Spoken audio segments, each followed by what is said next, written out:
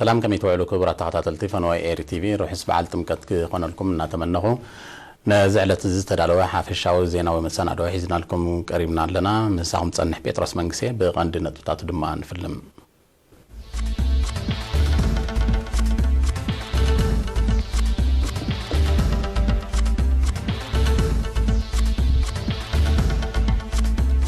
بعلتم كتب خبز بلا معركة تخبيرون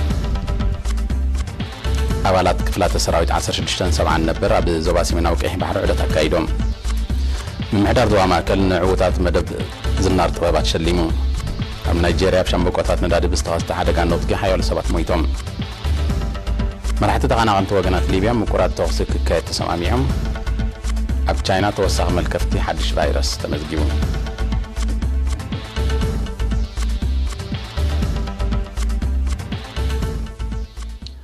بعلتم كاتلومي عسرات الرياض بملا هاجر بخبز بلا معارك تخبيرو أب كتم اسمرا أب ميدا بحث مسكر ما بستغايد سنة سرعات سبسلطان منجستي اللي كاونتي ولده كهنة دياقوناتن بأشعات زغطور مئمانان ترغيبهم نيرم أب منبر باتريارك أرثوذكساي توحدة بيت كريستيان إيرترا حلافي سبكة وانجل ممهر سمعون بيانة نتبع زملكات زرزرا واستمرار دحر مهاب حزبي بسلام بحدنتن بعلاتن خصمبل هيوتهم نزوفيو سماتات إيرترا كبرن موغوسن يخنم بمبال بحمام أبيتهم نزلون أب سدتن أب مكران نزركوبي إيرتراوين محرت بممناي أب حلوة هاجرن مدبات لمعاتن توافيرهم نزلو كمون إيرتران حزبان سناي منيتهم قليتهم بدحر زي اللي كاونتن كهناتن نتبعال زنصبارق بكبرون تناصلن استسنيه شبشبا كايدوم اموداتا اب منبر باتريارك أرثوذكساي توحدة بيت كريستيان إيرترا عقب منبر بوصو ابونا بيتروسن وانا صحفي قدس سينودوس بوصو ابونا لوقاسن بكهنات تسنيم نغابلا ماي تمكت باربعه ماذن باريخومن زتبارخ ماي تمكت نمئمنان نصيغومن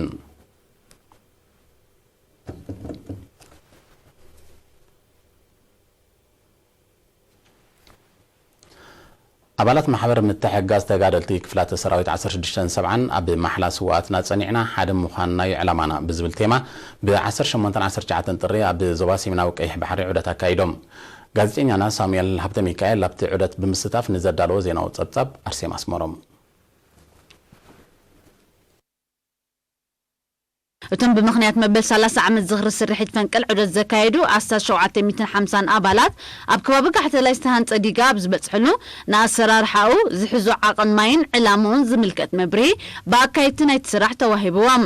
ዑደተኛታት ከዓ ኣብ ህንፀት ናይቲ ዲጋ ተዋፊሮም ንዝርከቡ ኣባላት ከብቲ ብምብርካት ኣተባቢዖም ኣቦ ወንበር ማሕበር ምትሕግጋዝ ተጋደልቲ ክፍላተ ሰራዊት 1670 ተጋዳላይ ዓንደ ብርሃን ፍስሓየ ምስ ኤሪና ኣብ ዘካየዱ ቃለ ምሕትት ቀንዲ ዕላማ ናይቲ ዑደት ዝሰላሰሉ لو المعتوين مدبات بأكل بمعزب نتمام نطف سرح زركب أبالات نمتبع مخانو قليتو نتي أبزين المعات وحير ذلو سراويت كان هزبي أبقون نخم علينا ولكن حمدين أمن تدي سدنا كل جزء بمنفس بحسب أبقون نخم علينا نمباليتي عدت مديبو بس قاب حجيت دي قابت حواد اللي معبالي كندي جزء وسد كندي حالكي يطف كندي قراز دخانة أكايدا يخذ لهم دلو رينا تعزمنا لنا بود ما حدنا لنا أتي عبد الله نلمعت وفير دلو جندرو بعلى حجي وصل دلو أجها نمبان تدي كوينو أتحجوا دلو تلمي كوانا خمسين كم ستقبري حاش دلو ريته خصبت زخلاء مثلا نسلزس أجهم كل حزبي أبقونهم الله أزل معات زخاء بتحشكنا دلهم درجات هذه كنا سبلوا عليه حوات كم تخنا نأمننا إلنا مدام تام قبل المثل كله إرتراوي أويش إذا هاجر زجبر ذلنا يلم عثاو سرح أنت زوريو خندي بحاجة مفت خندي بحثا مفتر له بأكل كثيرين أو خلاهم مع دخل عزبان ببين سلطة خناه سلازي إذا ما عثاوزي نحن سعينا زيادة أدوات فترة لنا معرفة ما راح صراحة تصدق قحت لا يجوم يتردان يد مبرات بجديو نسحت غطاوي عقد سنتين متصامد باتنا ملكيتو أبزها بحبريتا تعمام بمتحبار كوبانيا كأي بحري حفشة وهنتاتن لمعاتن أهارتات حيلتات من كل خالن يسالت كم زلنا مسؤول التحاز نوز بروجكتات إن تمال ودما أبتصفو درجات بتصيحو كم زلنا أنا تيوم اليوم مثلا صنعوا تقالتي آياتنا في الإسرائيل 17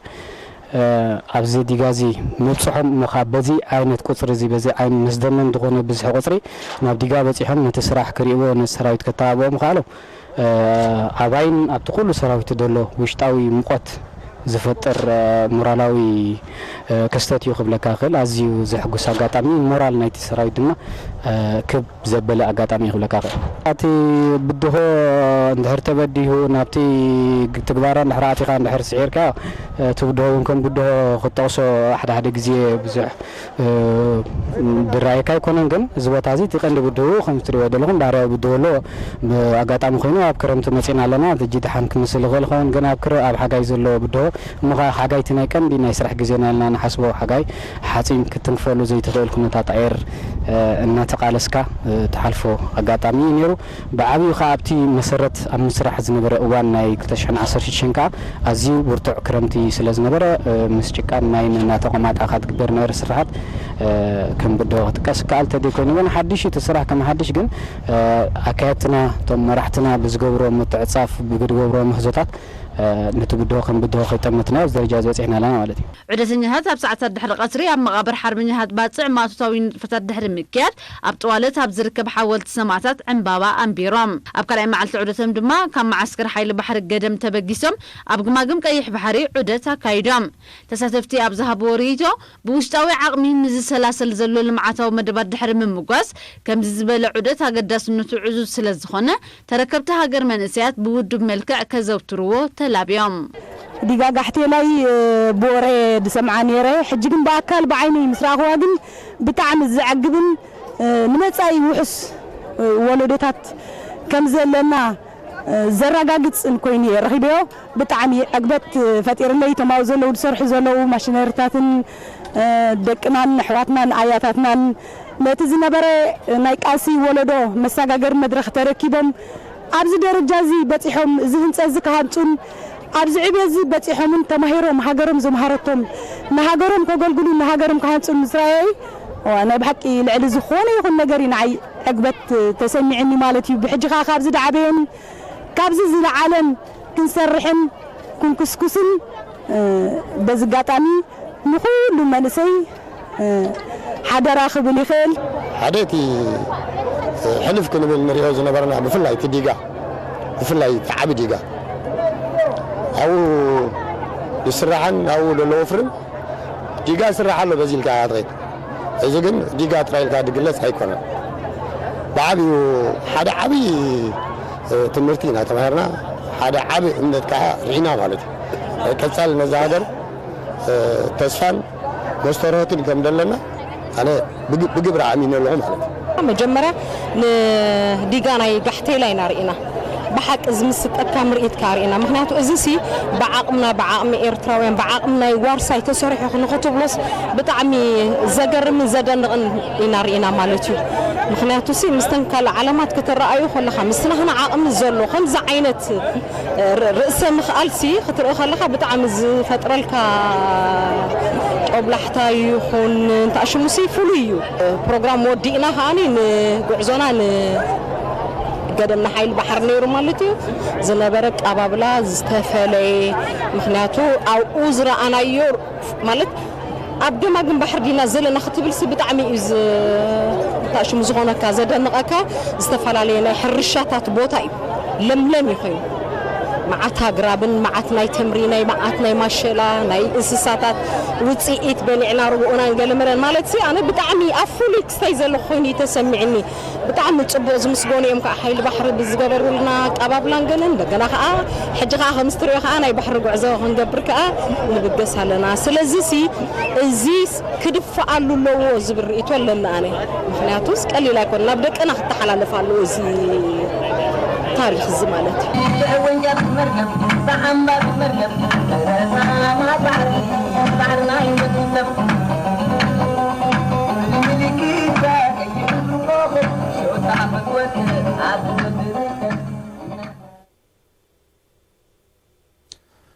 كفلي ባህልን ስፖርትን ዞባ ማእከል ብደረጃ ዞባ ኣብ ዝተወደበን ሓደ ዓመት ዝቐጸለን ውድድር ዝናር ጥበባት በብዓውዶም ጸብለልታ ንዘርአዩ ስነ ጥበባውያን ሸሊሙ ኣብቲ ብ17 ጥሪ ዝተኻየደ ናብ ማሕዳር ዞባ ማእከል ሜጀር ጀነራል ረመዳን ዑስማን ኣውሊያይን ኮሚሽነር ባህልን ስፖርትን ኣምባሳደር ዘመደ ተኽልን ዝተረኽብሉ ስነ ስርዓት ሓላፊ ክፍሊ ባህልን ስፖርትን ኣቶ እንድሪያስ ኣስመሮም ኣብ ዘስምዑ ቃል ስነ ጥበብ ሃገርና ከማ ብግዜ ቃልሲ ንናጽነትን ምዕቃብ ልኡላውነትን ኣብዚ ኣቲናዮ ዘለና መዋእሉ እውን ሓይሊ ዝህብን درخي زفترن مخان حبيرون ኣብ 2018 ዝተጀመረ መደብ ዝናር ጥበባት ስነ ጥበባውያን ብመልክዕ ውድድር መሃዝነቶምን ፈጠራውነቶምን ዘንጸባርቑሉ ባይታ ንምፍጣር ዝዓለመ ባህላዊ መደብ ምዃኑ ዝተቐሳ ኣቶ እንድርያስ ዓውድታት ግጥሚ ቅብኣት ልሂትን ያታዊ መሳርሒታት ሙዚቃን ከም ዘጠቓልል ኣብርሂቡ ኣብቲ ስነ ስርዓት ብግጥሚ ንቀዳማይ 5000 ናቕፋ ንካልኣይ 3500 ናቕፋ ንሳልሳይ 2500 ናቕፋ ምስ ፍሉይ ሽልማት ዝናር ኣብ ቅብኣት ድማ ንቀዳማይ 10000 ናቕፋ ንካልኣይ 7000 ናቕፋ ንሳልሳይ ከዓ 5000 ናቕፋ ምስ ፍሉይ ሽልማት ዝናር ተዓዲሉ ሙዚቃ እዚ ብትሌት ጉጅለ ባህሊ ሚራስ 5000 ናቕፋ ክትሽልም ከላ ኣብ ማሰን መልቀስን ዝተሳተፉ እውን መተባብዒ ሽልማት ተዋሂቡ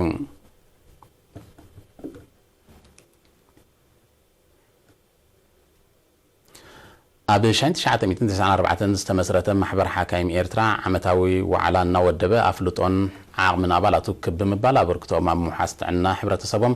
ንምዕባይ ክሰርሕ ምጽንሑ ይፍለጥ ከም መቐጸልታ ናይዚ ብ18 ጥሪ መበል 25 ዋዕላ ካይዱ ጋዜጠኛ ፍርቱና ዓንዶም ዘዳለወቶ ጸብጻብ ይስዕብ ማሕበር ሓካይም ኤርትራ መበል 25 ዓመታዊ ዋዕላ ብ18 ጥሪ ኣብ ኣዳራሽ ሆቴል ኣስመራ ፓላስ ኣቃኒዑ ኣብቲ ልዕሊ 200 ሞያውያንን መሻርክትን ዝተሳተፍዎ ዋዕላ ንሃገርናን ዞባናን ኣብ ዝጸልዉ ዝተጸንዑ ሕማማትን ብዛዕባኦም ዝፍለጥ ሓቅታትን መግለጺታት ቀሪቦም ፕሬዚደንት ማሕበር ሓካይም ኤርትራ ፕሮፌሰር ነጋስ ለኣካ ኣብ ዝሃቦ መኽፈቲ ቃል ማሕበር ኣብ ዝና 25 ዓመታት ዕድሚኡ ንዘሰላሰሎ ንጥፈታት ሓፈሻዊ መግለጺ ድሕሪ ምሃብ ዓቕሚ ኣባላት ንምዕባይ ኣብ ገስጋስ ሞያ ሕክምናን ቴክኖሎጂ ሕክምናን ዘተኮረ ስልጠናታት መውዳብ ካብ ቀንዲ ንጥፈታቱ ምዃኑ ብምጥቃስ ምዕባለ ኣብ ትምህርትን ስልጠናን ስለ ዝምርኮስ ኤርትራውያን ሓካይም ደረጃ ትምህርቶምን ሞያዊ ኣፍልጦምን ከዕብዩ ክጽዕሩ ኣተሓሳሲቦም ጸሓፊ ማሕበር ሓካይም ኤርትራ ዶክተር ማሕሙድ መሐመድ ኔሪና ኣብ ዝሃቦ ሓበሬታ ቀንዲ ዕላማ ማሕበር ትምህርታዊ ሓበሬታ ንምትሕልላፍ ሞያ ሕክምና ምስ ግዜ እናተለወጠን እናማዕበልን ስለ ዝኸይድ ድማ ተመክሮ ናይ ምክፋል መድረኽ ንምፍጣር ምዃኑ ኣብርሂቦም ኣብቲ ናይ ሓደ መዓልቲ ዋዕላ ኣብ ርክስ መሃንቱስ ናብ ሞት ዘብጽሕ ናይ ልቢ ጸገማት ብቴክኖሎጂ ዝተሰነየ መመርመሪ ሕማም ዓሶ መጻረይ ማይን ኣጠቓቕምኡን ዝተፈላለየ ዓይነታት ባክተርያ ብሓደ ግዜ ዝፈለ መሳርሒ ምዕባለታት ሕክምናዊ ምድንዛዝ ጸገማት ፊስቱላ ከምኡውን ኣብ ሕማም ከርፈስ ኣብ ኤርትራ ዝተገብረ መጽናዕታዊ መግለጺታት ቀሪቦም ኣብ 1994 ዝተመስረተ ማሕበር ሓካይም ኤርትራ ልዕሊ 180 ኣባላት ኣለውዎ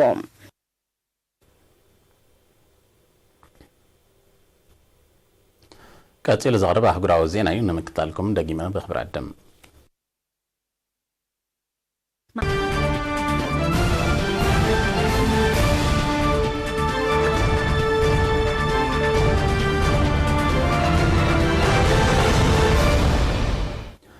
ትማሊ 19 ጥሪ ኣብ ቁጠባዊት ማእከል ናይጄርያ ዝኾነት ከተማ ሌጎስ ኣብ ዝርከብ ሻምብቆታት ነዳዲ ብዝተኸስተ ሓደጋ ኖት ጉንባርዕን ሓያሎ ሰባት ከም ዝሞቱን ንዋታዊ ዕንወት ከም ዝወረደን ተቓሊሑ ዛጊት ንጠንቅቲ ሓደጋ ዘነጽር ወግዓዊ መግለፂ እኳ እንተዘየለ ሓያሎ ከም ዝቐሰሉ ሮይተርስ ንናይ ዓይን መሰኻኽርን ሰመዚ ጥዕናን ብምጥቃስ ኣፍሊጡ ኣብቲ ከባቢ እቲ ሓደጋ ኣብ ልዕሊ ዝነበራ ሓያሎ መካይንን ኣባይትን እውን ዕንወት ከም ዝወረደ ተገሊጹ ኣብ ናይጄርያ ኣብ መስመራት ነዳዲ ሓደጋ ኖት ጉንባርዕን ከጋጥም እዚ ናይ ፈለማ ከም ዘይኮነ ዝጠቕሱ ጸብጻባት መብዛሕትኡ እዋን ነዳዲ ንምስራቕ ብዝካየድ ንጥፈታት ከም ዝኽሰት ይሕብሩ ኣብቲ መስመር ዘጋጥመ ዕንወት ኣብ መጠን ፍርያት ነዳዲ እታ ሃገር ብዛዕባ ዝፈጠሮ ኣሉታዊ ጽልዋ ዝሕብር መግለፂ ዛጊት የለን ናይጄርያ ብባህራዊ ጸጋታት ብቐዳምነት ካብ ዝጥቀሳን ሓንቲ ካብ ቀንዲ ሰደድቲ ዘይተጻረየ ነዳዲ ዝኾነ ሃገራት ኣፍሪቃ እኳ እንተኾነት ዋጋ ነዳዲ ኣብታ ሃገር ምስ ካልኦት ጎረባብቲ ሃገራት ኣነጻጺርካ ግን ኣዝዩ ክቡር ምዃኑ ይግለጽ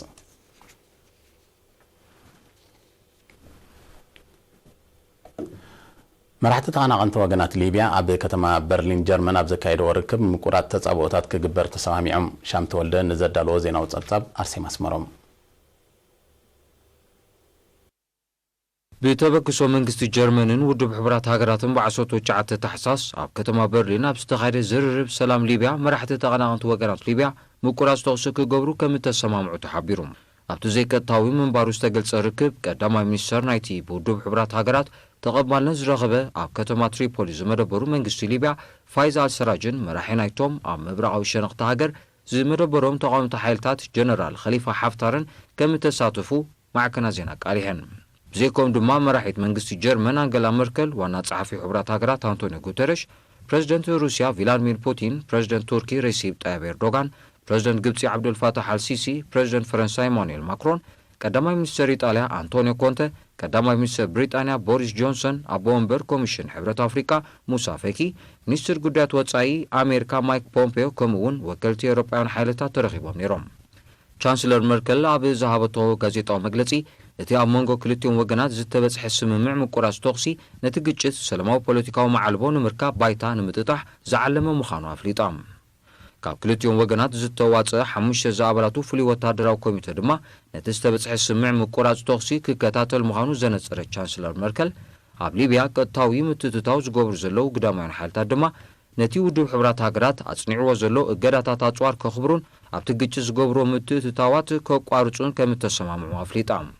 እንተኾነ ግን ኣብዚ ዝርርብ ሰላም መራሕቲ ተቐናቐንቲ ወገናት ዝኾኑ ቀዳማይ ሚኒስትር ፋይዝ አልሰራጅን ጀነራል ኸሊፋ ሓፍታርን ቀጥታዊ ርክብ ስለ ዘይካየዱ ኣብ መንጎ ክልቲኦም ወገናት ክንደቕ ዝድለ ዝነበረ ምትእምማን ስለ ዘይሰመረ እቲ ተበፂሑ ዘሎ ስምምዕ ምቁራጽ ተጻብኦታት ብጸቕጢ ግዳማውያን ሓይልታት እምበር ብድሌት ክልቲኦም ወገናት ከም ዘይመስል ስለዚ ድማ ክኽበር ዘሎ ተኽእሎታት ጸቢብ ምዃኑ ምስቲ ሃገር ቅርበት ዘለዎም ተንተንቲ ይእምቱ ኣለዉ። እዚ ከምዚ ኢሉ እንከሎ ኣብቲ ዋዕላ ብጀነራል ኸሊፋ ሓፍታር ዝምርሑ ሓይልታት ኣብ ምብራቓዊ ሊብያ ንዝርከብ ወደባት ሰደድ ነዳዲ ንምዕጻው ንዝወሰዶ ስጉምቲ ከልዕልዎ ንዘቐረበ ጻውዒትን ጸቕጥን ብምንጻጎም እታ ሃገር ቁጠባዊ ውድቀት ከየጋጥማ ዘስግም ምዃኑ ይጋዋሕ ኣሎ። ፕሬዚደንት ቱርኪ ረሲብ ጣይብ ኤርዶጋን ብ19 ጥሪ ኣብ ከተማ በርሊን ምስ ሩስያዊ መዘንኡ ቭላድሚር ፑቲን ኣብ ዝተራኸበሉ ብጀነራል ኸሊፋ ሓፍታር ዝምርሑ ሓይልታት ኣብ ስምምዕ ምቁራጽ ተጻወታት ምዘይክትሙን ንሰደድ ነዳዲ እታ ሃገር ክፉት ምዘይገብርዎን ሃገሩ ኣድላይ ዝበለቶ ስጉምቲ ከም እትወስድ ዝእምድ ዘረባ ከም ዘስምዐ ተሓቢሩ። በዚ ሓይልታት ኸሊፋ ሓፍታር ዝወሰድዎ ምቁራጽ ሰደድ ነዳዲ ኣስታት 1.3 ሚልዮን በርሚል ንመዓልቲ ዝነበረ ሰደድ ሊብያ ናብ 72,000 በርሚል ከም ዘንቆልቆለ ዝሕብሩ ጸብጻባት እዚ ድማ ነቲ ኣብ ሰደድ ነዳዲ ብልዑል መጠን ዝምርኮስ ባጀት መንግስቲ እታ ሃገር ከቢድ ተጽዕኖ ዝፈጥር ምዃኑ የረዱ። ب18 ጥሪ ኣብ ከተማ ኣፍጎየ ሶማልያ ኣብ ህንፃዊ ስራሕት ንዝተዋፈሩ ቱርካውያን ዕላማ ብዝገበረ ሽበራዊ መጥቃዕቲ ቦምብ 4 ቱርካውያን ዝርከብዎም ብውሕዱ 15 ሰባት ከም ዝቆሰሉ ማዕከናት ዜና የጋውሓ ኣለዋ። ሽበራዊ ጉጅለ አልሸባብ ሓላፍነት ናይዚ ኣብ መኪና ዝተጻወደ ቦምባ ብምፍንጃር ዝተኻየደ መጥቃዕቲ ወሲዱ ኣሎ።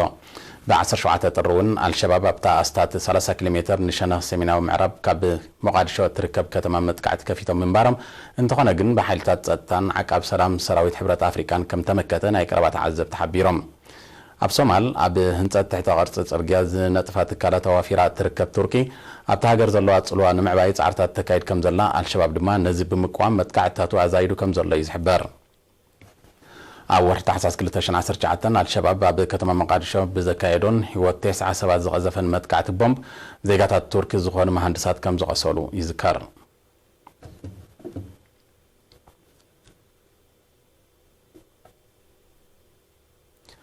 መንግስቲ ቻይና በቲ ዛጊት ብዛዕባ ጠንቁን ምልክታቱን ንጹር ሓበሬታ ዘይተረኽቦ ንፈልማ እዋን ኣብቲ ሃገር ከም ተኸስተ ዝግለጽ ዘሎ ሓድሽ ዓሌት ቀታሊ ቫይረስ ልዕሊ 100 ሓደስቲ ከም ተለኽፉ ከም ተረጋገጸ ብምግላጹ እቲ ቫይረስ ፈጢርዎ ዘሎ ኣህጉራዊ ጥዕናዊ ስጋት ከም ዝዓረገ ይጋውሕ ኣሎ። በቲ ናይ ምስትንፋስ ጸገማት ብምስዓብ ክሳብ ሞት ዘብጽሕ ቫይረስ ተወሳኺ ሓደ ሰብ ብምማቱ ቁፅሪ ግዳያት ናብ 3 ክብ ከም ዝበለ ዝገለጹ ሰብ መዚ ጥዕና ቻይና ንምቁፅጻሩ ክካየድ ንጸንሐ ጻዕርታት ኣብ ምልክት ሕቶ ኣእትይዎ ኣሎ። በዚ ንፈልማ እዋን ኣብ ወርሒ ታሕሳስ 2019 ኣብ ማእከላይ ሸነኽ ቻይና ኣብ ትርከብ ከተማ ውሃን ዝተኸስተ ቫይረስ ዝተለኽፉ 136 ከም ተመዝገቡ ዝጠቐሱ ሰብ መዚ ጥዕና ቻይና ብጠቕላላ 198 ተለኺፎም ኣብ ትካላት ጥዕና ተዓቒቦም ጥቡቕ ምክትታል ይግበረሎም ከም ዘሎ ኣረዲዮም። ሰብ መዚ ጥዕና ቻይና ንጠንቂ ምልክታትን ዓቕሚ ምትሕልላፉ ካብ ሰብ ናብ ሰብን ኣብ ምምርማር ከም ዝርከቡ እዮም ዝሕብሩ። ብሚልዮናት ዝቆጸሩ ቻይናውያን ሓድሽ ዓመት ሃገር ምስ ስድሮምን መቕርቦምን ንምብዓል ኣብዚ ሰሙን እዚ ናብ ዝተፈላለየ ሸነኽቲ ሃገር ከምኡውን ካልኦት ሃገራትን መገሻታት ስለ ዘካይዱ እቲ ቫይረስ ናብ ሰፊሕ ክፋል ቻይናን ካልኦት ሃገራትን ከይልሕም ስጋት ተፈጢሩ ኣሎ። በዚ ሰግኣ ሆንግ ኮንግ፣ ሲንጋፖር፣ ኣሜሪካ፣ ሃገራት ኤውሮጳን ካልኦት ሃገራትን ከተማታትን ኣብ ማዕርፎ ነፈርቲ ጥዕናዊ ምርመራታት ከካይዳ ጀሚረን ምህላወን ይግለጽ ኣሎ። በቲ ሕማም ከም ዝተለኽፉ ካብ ዝተረጋገጹ ብዝተወስደ ቁምሶ ደም እቲ ቫይረስ ልክዕ ከም ናይ ሳርስ ናይ ምስትንፋስ ጸገም ዘስዕብ ምዃኑ ተፈሊጡ ኣሎ። ገለ ካብቶም በቲ ቫይረስ ዝተለኽፉ ምልክታት ሕማም ኒሞንያ ከም ዘረኣዩ እውን ጥዕናዊ ጸብጻባት የረዱ። ውድብ ጥዕና ዓለም እቲ ሕማም ሙሉ ብምሉእ ክሳብ ዝረጋገጽን መከላኸሊ መዳያቱ ዝረጋገጽን ሰብ መዚ ጥዕና ጥንቃቐታት ክገብሩን ቅድመ ምድላዋት ክሓይሉን ጸዊዑ ኣሎ።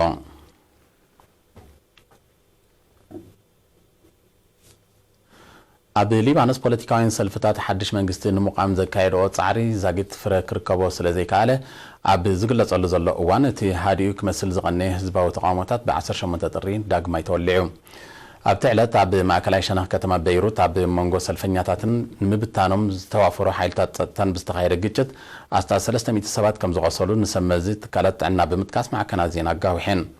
ሓይልታት ጸጥታ ሊባኖስ ዘንብዕ ጋዝ ናይ ፕላስቲክ ጥያይትን ብማይ ምግጫብን ተጠቂሞም ነቶም ኣብ ኣፍደገ ማእከላይ ቤት ጽሕፈት ባይቶ ብምትኻብ ተቃውሞም ዘስምዑ ዝነበሩ ሰልፈኛታት ንምብታን ከም ዝፈተኑ ተሓቢሮም እቲ ህዝባዊ ተቃውሞታት ብ19 ጥሪ እውን ቀጺሉ ከም ዝወዓለ ዝግለጽ ዘሎ ኣብ ሊባኖስ ድሕርቲ ካብ 1975 ክሳብ 1990 ዝተኻየደ ኩናት ሕድሕድ ነታ ሃገር ዝመርሑ ዘለዉ ፖለቲካውያን ሓይልታት ክእለዩ ብዝጽውዕ ካብ ወርሒ ጥቅምቲ 2019 ዝካየድ ዘሎ ህዝባዊ ተቃውሞታት ብቀዳማይ ሚኒስተር ሰዓድ አልሐሪሪ ዝምራሕ መንግስቲ ካብ ስልጣን ድሕሪ ምእላዩ ዝትከኦ ቀዳማይ ሚኒስተር ንምምራጽ ኣብ ስምዕ ክብጻሕ ከም ዘይተኻእለ እዩ ዝግለጽ በዚ ድማ እቲ ህዝቢ ሊባኖስ ዘቕርቦ ዘሎ ጻውዒት ኣብ ቀረባ እዋን ምላሽ ዝረክብ ስለ ዘይመስል እቲ ህዝባዊ ናዕቢ ክቕጽል ምዃኑ ይእመት ሊባኖስ ኣብዚ እዋን እዚ ካብ እዋን ግጭት ሕድሕድ ዝኸፍአ ምዃኑ ናብ ዝግለጽ ቁጠባዊ ውድቀት ተሸሚማ ምህላዋ ጸብጻባት ይሕብሩ